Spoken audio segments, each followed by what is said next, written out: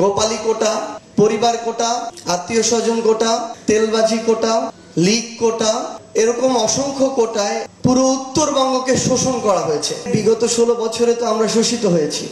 যেই জায়গায় আমাদের যাওয়ার আমাদের মিনিমাম আমরা ডিজার্ভ করতাম, আমরা সেই জায়গায় যেতে পারিনি।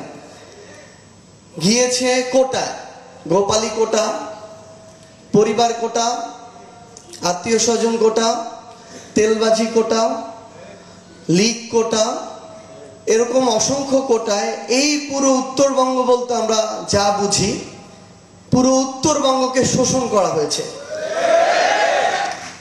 এই খুনি শেখ হাসিনা 15 সালের পরে শুরু করে ঢাকা থেকে তার বাড়ি অভিমুখী যে এক্সপ্রেসওয়ে বানিয়েছে সেটা নিয়ে আমাদের আপত্তি নেই, কিন্তু সেই খুনি হাসিনা ঢাকা থেকে উত্তরবঙ্গমুখী